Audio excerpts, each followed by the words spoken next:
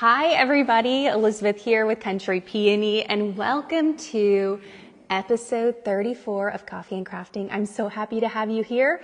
It is going to be a really fun one, and the reason I'm saying that is because this specific tutorial / craft was recommended by several of you. So punch needle embroidery is still having a major moment. I love that these handicrafts like needle felting, embroidery, punch needle embroidery, hand sewing, all of these are having a real moment. I think it's so beautiful. I don't know if it just harkens us back to like nostalgia, but I'm so here for it. And so punch needle embroidery is really fun because it's super versatile. You can basically make a fun tote, like I have below in my description, or you can make a rug, you can make a wall hanging, you can make an adorable brooch. Really the possibilities are endless, and depending upon whatever style you do, whatever pattern, whatever colors you choose, it's super customizable. So I would like to introduce myself. If you're new here, my name's Elizabeth and I'm with Country Peony, and Country Peony is a craft and DIY blog that focuses on simple and whimsical designs and spaces. And I am so excited to get started on this intro to punch needle embroidery with you today. Okay. Before we get started, I would love to know if any of you have ever tried punch needle embroidery. If you have, please let me know in the comments below. Again, it's a really fun craft that is actually surprisingly simple if you have the right tools. And speaking of the right tools, so this is what you're going to need to get started. So I have all these tools linked below, but the first thing is Clover makes this awesome punch needle hoop.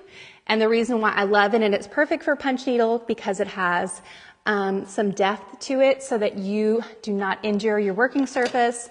And then really the star of the show is this punch needle tool. Very simple, very fun. And then you're going to need some yarn, and then this is a monk's cloth. So some of you have asked what the difference is between an Aida cloth and a monk's cloth. So Aida cloth is normally for embroidery.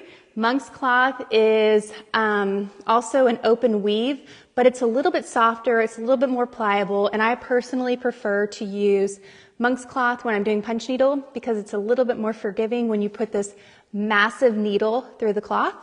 However, you can use Aida cloth with punch needle, and Aida cloth does come in more colors, so it's really up to you. If you love monk's cloth, you could even dye this. That could be really fun if you are going to show your monk's cloth. So some of the projects you cut around your punch needle, but some of them you can create like a fun art piece, and you don't do that. So this is what you're going to need. And then I also recommend, this is a fabric marker, and essentially when this gets wet, the marker goes away. So this is recommended if you're going to make up your own pattern, or if you buy a kit, a lot of this will come together. But I like to start really simple because the thing is, whenever you're starting something, there is a learning curve to everything. So start simple, create a very simple design. Okay, so let's get set up. Oh, and as far as yarn, I just personally prefer to go with bulkier yarns. I think these are both 6s. And with punch needle, I think the bulkier yarns do better, but that doesn't mean that you can't use a thinner yarn if that's what your heart desires. So I'm going to get set up with my hoop here, and let me get situated. Okay, so the first thing you're going to do is you're going to place these feet on this hoop like so. So you just place them directly on, wrong side. You're going to place them in they come in 4 different areas. There isn't really a specific area that you have to place them. Just kind of try to space it evenly among this hoop, just so that it stands pretty sturdy, like so. Very simple, it just snaps in there. And then what you're going to do is you are going to attach the monk's cloth, and all I did was I cut it a little bit larger than my hoop, and we are going to attach it directly onto here. So another thing I recommend is when, like with most embroidery projects, when you're adding your cloth to your hoop, making sure it is extremely taut. because if it's not, it's going to be difficult to embroider on here. So the way that I do that is I will slowly start to close this, tighten it, and then I will continue. Yay, Lisa, I'm so happy you're here. You're gonna love this. I hope this is really helpful. And if I do go too fast, don't worry, there's gonna be a replay available here on Facebook and also on YouTube.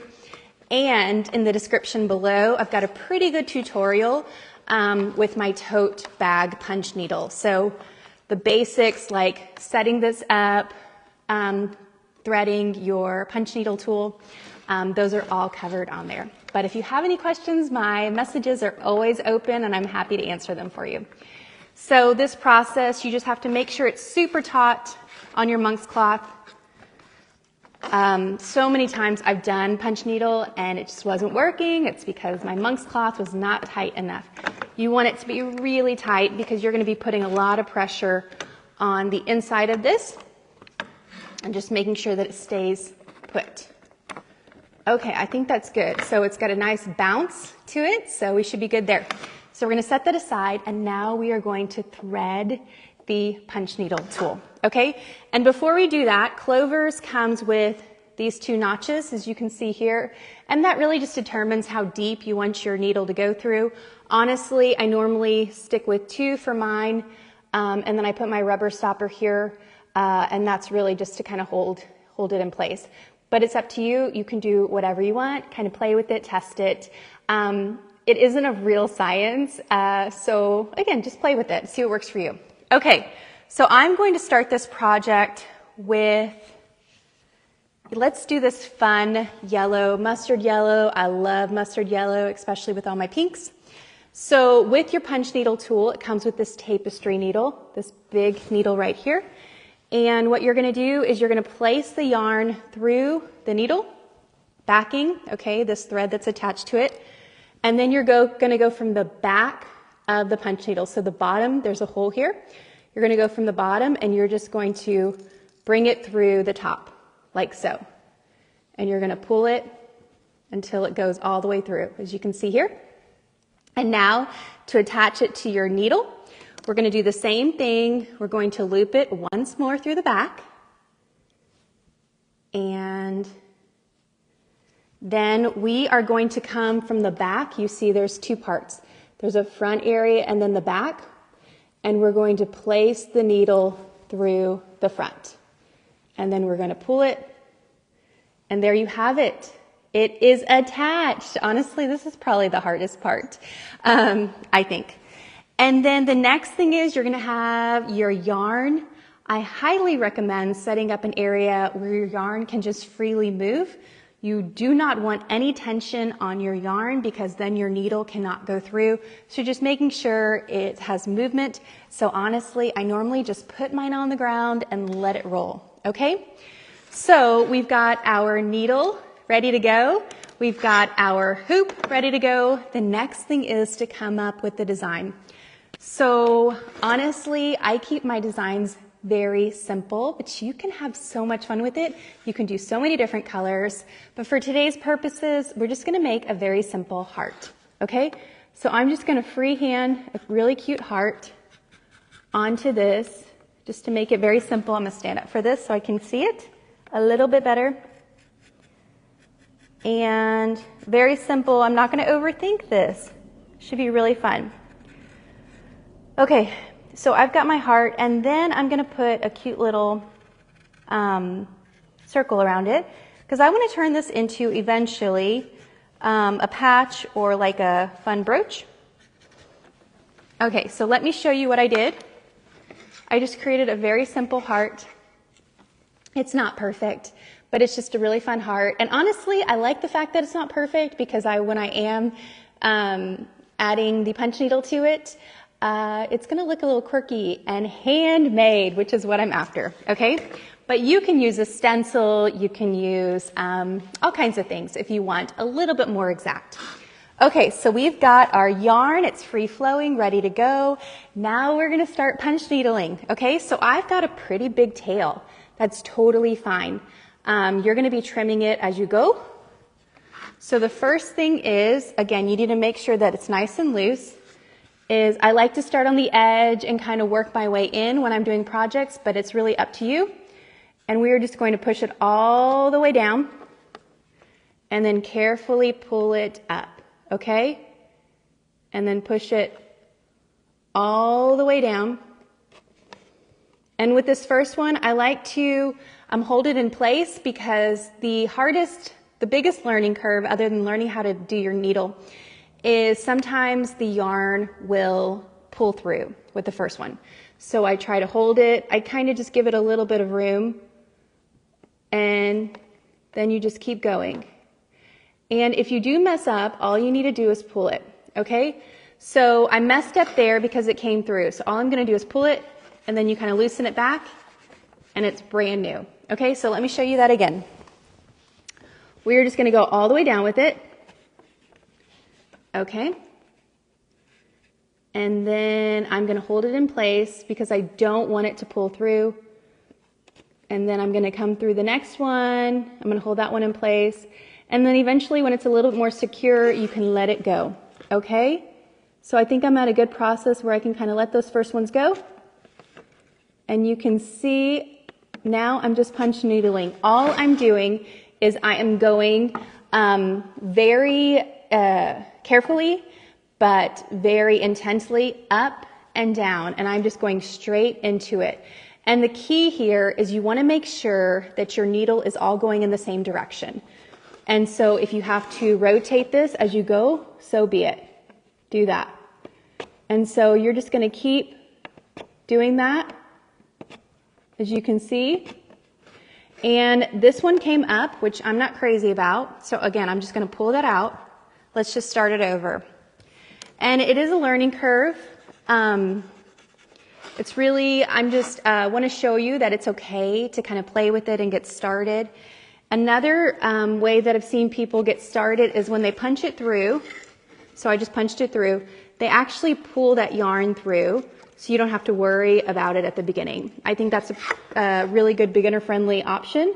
So I'm going to do that so I can show y'all how that works. And then all I'm doing here is I'm just making sure that there's enough slack as I come through. And all we're doing is up and down, up and down. Can y'all see this all right? Do y'all have any questions for me? It's really fun.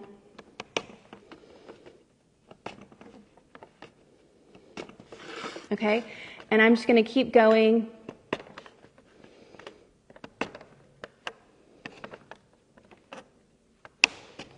And you can hear it's punching through that monk's cloth, which is really fun. And again, I'm just making sure that my needle's going in the same direction. And once you get the swing of it, it goes pretty quickly, honestly. It's really fun. And then now I'm going to do, if you do mess up, again, don't worry. All you have to do is pull it up and then come back through. There is a bit of a learning curve. And I learned it from playing, Joe. Most of my projects, I learned from just playing and reading instructions. Okay, so you're just going to keep, and then when you get the hang of it, you don't have to hold the yarn down, but I do that just because it makes me nervous that it's going to come up. It's totally up to you though, okay? So I'm just continuing to make sure that you rotate because you really don't want your yarn to pull up, and making sure it's in the same direction, as you can see.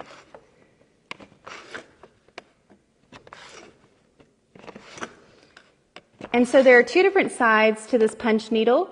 There is this right side, the tight side, and then there's also the loop side, which is probably, when you think of punch needle, that is what you're thinking of, okay? Is that fun loop side.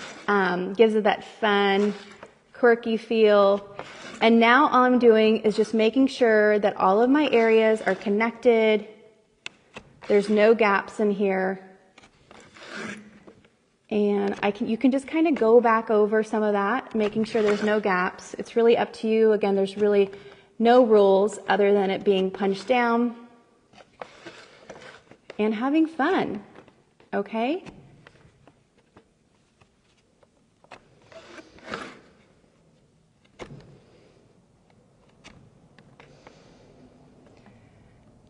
They would have loved this. You're right, Joe.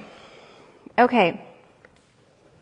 So I like how that's looking. I think that's a beautiful start.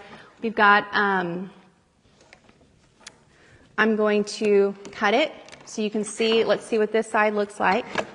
Okay, I'm actually going to start this part over just so you can see me do it again. Okay.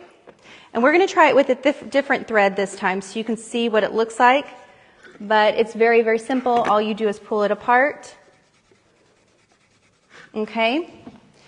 And let's try it again. If you want me to try a different thread or if you want me to try the same one, it's up to you. And now I'm just going to show you what it would look like if I went the other way with it. Around the edge of the heart.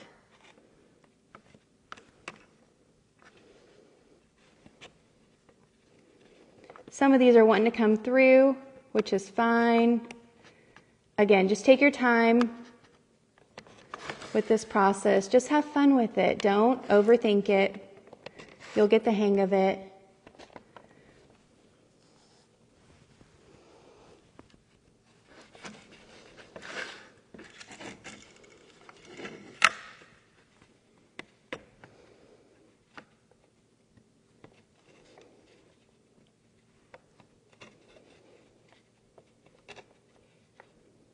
Just making sure that this is nice and loose, because if it's not, it's going to keep pulling through, which might be some of my issues. Some of these have been pulling through, which is fine. I just start over. You see, it's very simple to start over. But now I'm just making a circle around that heart. I wasn't crazy about how that heart looked, so that's why I pulled it out. And you can see I'm putting a whole lot of pressure on this monk's cloth, which is why it's so important to keep it nice and taut. Okay? So with the circle, I am just going all the way around it. And this one you can see it didn't catch, so again I'm going to pull that up. I'm going to put it in a different area so that, because that hole is a little big already, and you just kind of loosen it. And now the fun part is when you start to bunch them together, it's so cute. It creates the prettiest little pattern. I love it. And so I'm just going around just to show you how it works. I want to show you both sides of this stitch so you can see for yourself which one you like better. Honestly, I like to switch them up whenever I am making projects because I think it's fun to have the texture of the back loop, but also the fun texture of the front loop that's a little bit more refined. And I'm not sure if you can hear that, but it is thundering here, so it might start raining soon if you can hear that. And my studio is underneath a beautiful tin roof, so it might get a little loud in here. Okay. I'm going to keep going around because I still want to make that heart shape. I don't think it's necessary to hold the yarn down like I'm doing, but I just like to do that because I really don't want it to pull through. Okay? And again, I'm just moving this loop as I go around. Just making sure that when you do your needle, it's going to, you're just going in the same direction. Okay. So I'm happy with that, and I want to show you what it looks like. So this is the front side, as you can see. And then the back side, we've got these fun loops, like so. You can make it a little bit, obviously it needs to be tighter than that if you want to use the back side. Let's do a different yarn so you can see what this one looks like. So this yarn is a much lighter weight yarn. The one I was using was a 6, and this, I believe this is closer to a 3. And so this way I can show you again how to attach it. Okay? And so we're going to add it to our tapestry needle, and then we're going to come from the bottom down, bottom up, I should say, and then pull it through, okay? And then from here, we are going to take the needle, use the tapestry needle once more to attach it through the actual punch needle tool. Okay? Okay, perfect. And now, again, you want to make sure that that yarn is free-flowing because you do not want it to, I'm going to trim this so I'm not in the way, but you don't want it to get too taut because then that really ruins your punch needle. And so here, before I start this next part, I'm just going to tighten this a bit so you can see. And I'm going to start over and make a cute little heart right here so I can show y'all. Again, I'm just playing around here to kind of show you some techniques, but whenever you will do this, you will do it in your own way. And it might be fun just to play and do a fun test run like so. Okay? So here, can y'all hear that thunder? It's gonna come down. Okay. So this is easier because it's a thinner yarn. It's going a little bit quicker. And then you just get the hang of it. You're just going to continue to go up and down with it, making sure that you're bringing your needle in the same direction, like so. As I twist this hoop,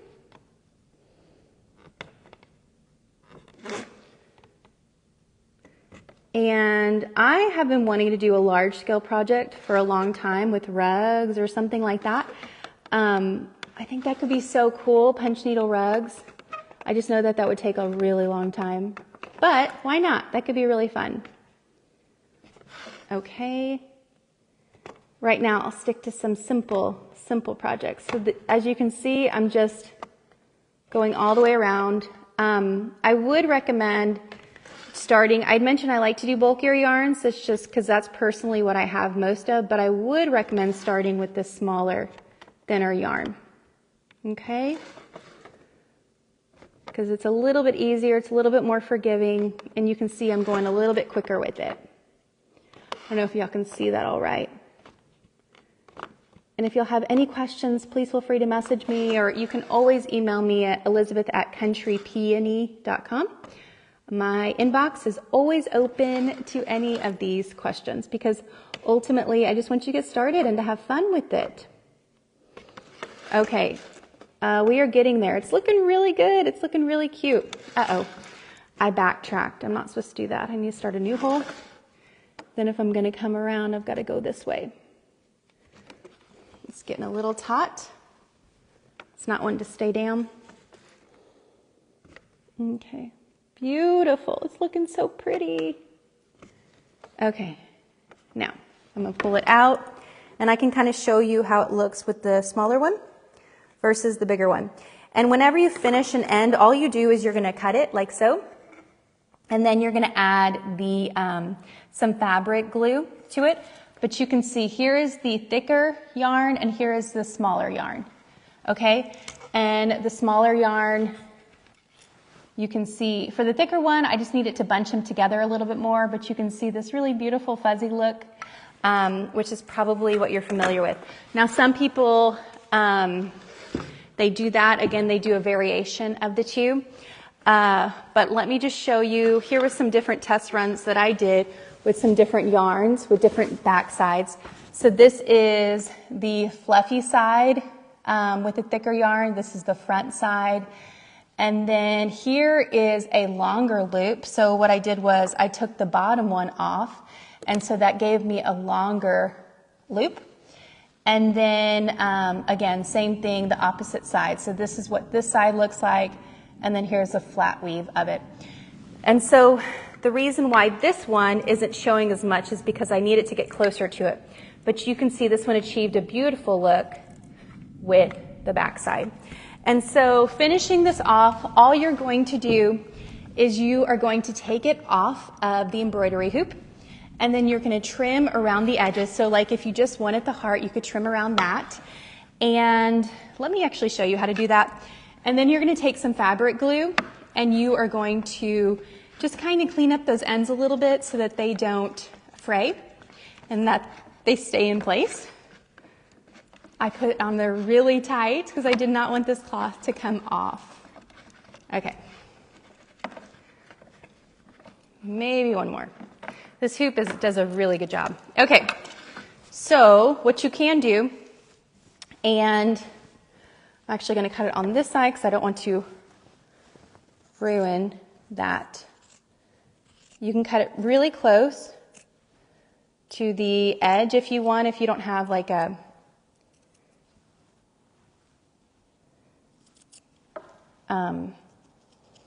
you can see as I'm doing here, and then you just trim it with some fabric glue.